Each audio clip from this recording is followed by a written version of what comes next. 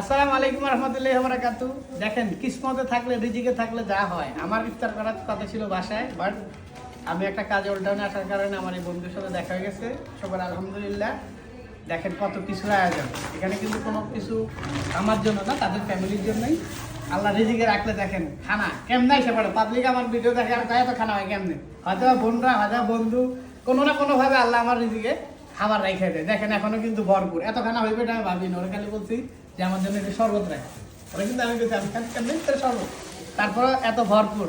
তা আপনারা সবাই আল্লাহর কাছে এই দোয়া করবেন যে আল্লাহ সবাইকে ভালো রাখবে, আপনাদেরকে ভালো রাখবে। আমরা যেহেতু এই আরাফার রোজা রাখছি, আপনারা সবাই আরাফার রোজা রাখবেন। কালকে একটা রাখবেন, আজকে যারা রাখছেন কালকে একটা রাখবেন।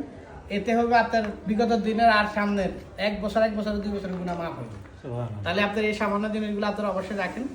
আর আমরা এই যে দেখেন ইফতার করতে বসছি, সবাই এখন যারা যারা ইফতার করতে বসছেন সবাই দোয়া করেন, আমাদের জন্য দোয়া করবেন, এই ঘরের জন্য দোয়া করবেন।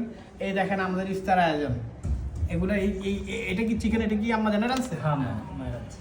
মানে ফ্লেভারে বুঝছেন না, আমার এই জায়গার খাবারগুলো এত মজা লাগে। এটা কি ওইটা যেটা বলেন? হ্যাঁ, কি মাছ? এই দেখেন কি মাছ। আমি একবার ওর বাসায় ইফতারে আগে তো প্রায় সময় হইতো এই জিনিসটা।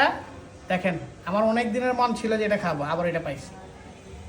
দেখ সবাই দোয়া করবেন। আমরা ইফতারে চলে যাব, আমরা একটু মোনাজাতে চলে যাব, তারপর দেখা হবে। আসসালামু আলাইকুম ওয়া রাহমাতুল্লাহি ওয়া বারাকাতুহু।